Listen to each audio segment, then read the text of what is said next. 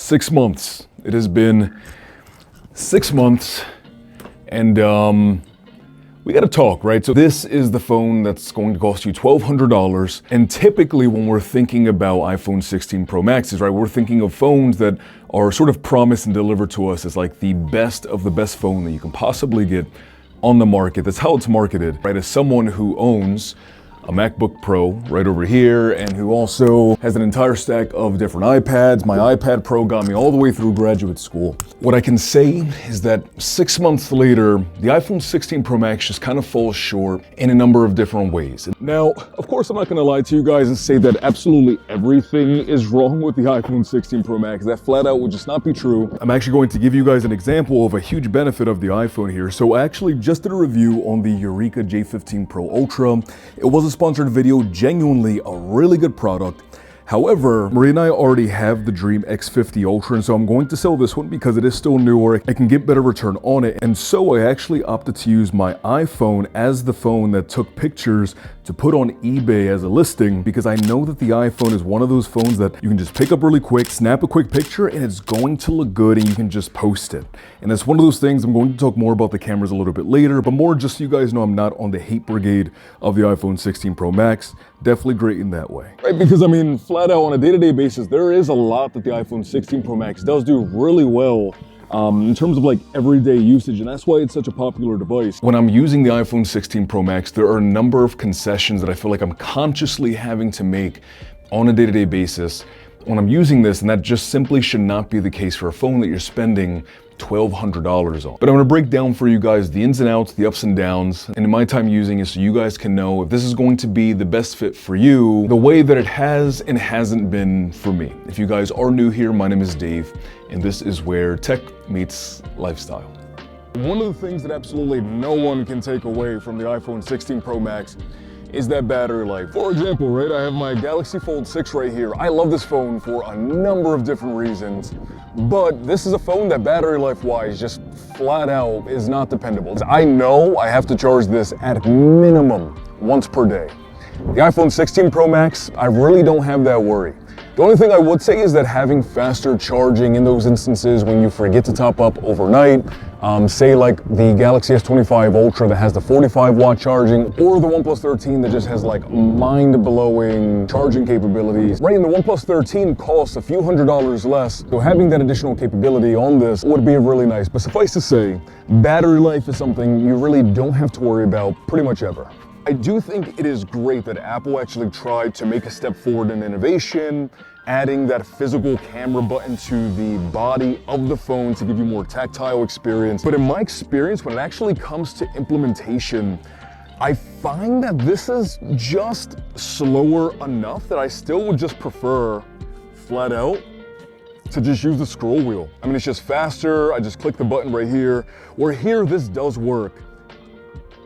Not something that I feel compelled to use really often or ever. And now don't get me wrong, right? Like the actual pictures that you're getting out of the iPhone 16 Pro Max are one of those things that every single time you pull this out, go to take a shot, it's gonna be great basically every single time. And that's something that even with like the Galaxy S25 Ultra that has like the 200 megapixel camera, you have the OnePlus 13 that really stepped into the game and provides really capable, competent shots, or even something like the Pixel, right? When you go to take a picture with your iPhone 16 Pro Max, there's just a certain way that it renders the scene and captures things that really just looks pleasant on a point-and-shoot basis more consistently than, say, like a Galaxy S25 Ultra, where it's going to give you a lot of megapixels in the shot and is going to capture things really well. Oh, and now where it does fall short, of course, is like the zoom capabilities. You're not getting as good zoom out of the 16 Pro Max as you are on, say, your 25 Ultra, honestly, even like the 24 Ultra from last year. But what you are getting is a phone that takes great pictures every single time you're trying to take a picture.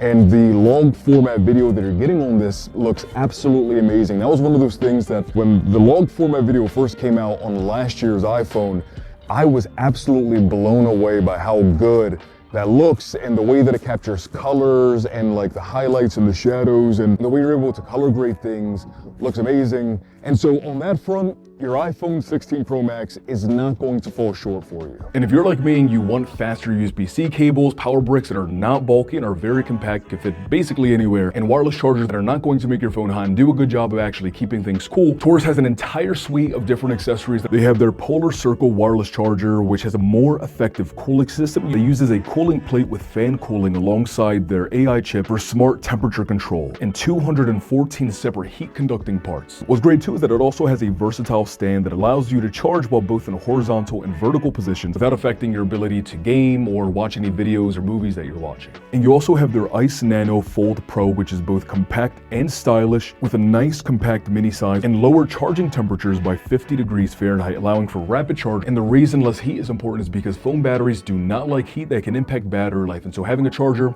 that's going to keep temperatures low is definitely a plus for the longevity of your phone. And you also have their Ice Flow USB-C cable, which allows for 60-watt fast charging supporting PD 3.0 protocol. And they're also intelligent because they have an auto power off function where when your device is at full charge, it stops charging for you. And so if you guys are looking to step up the accessories you have for both your iPhone and your other devices, I'll have links in the description down below for you guys so you can get some for yourself.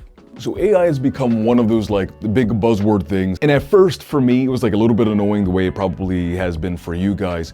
But what I found is that AI has actually been a really impressively helpful piece of software for me on a day-to-day basis for a number of different things, right? Whether it be like sending texts, sifting through emails, tracking plans, coming up with ideas, brainstorming things, gathering information to better inform my own knowledge on like different subjects and to give me a starting point to continue learning about different things.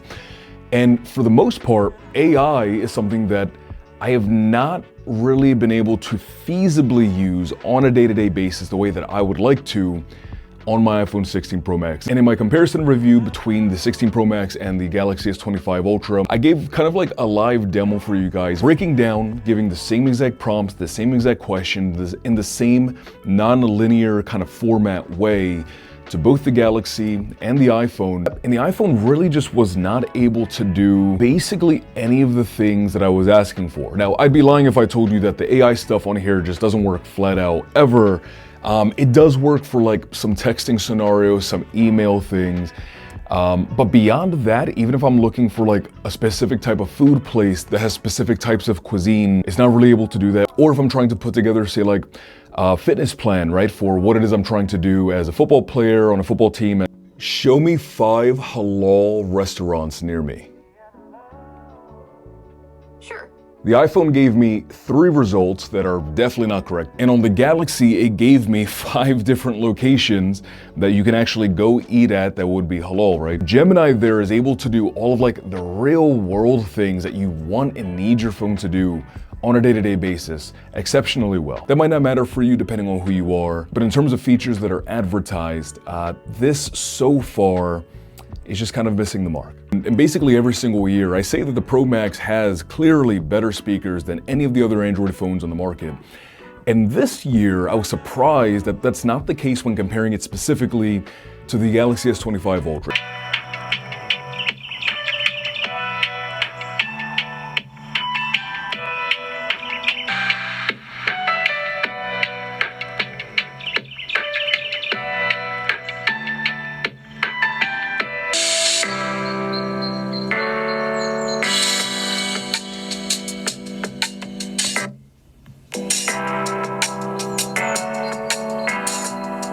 It's definitely still better than the OnePlus 13. Those speakers are not great in my experience. But over the last several years, the Pro Max series has always had louder speakers, clearer speakers at the high ends, better bass. And this year, although the 25 Ultra is not like blowing it out of the water, it is at minimum comparably good, and in some instances, I think better than on the Pro Max. This by no means is a bad phone. That would just flat out be wrong and incorrect to say to you guys that are looking to spend your money on this phone. I just think it's important for you guys to have context on the amount that you're going to be spending on the 16 Pro Max, the things that you're probably expecting it to be able to do for you, and the reality of what this can do compared to the rest of the competition.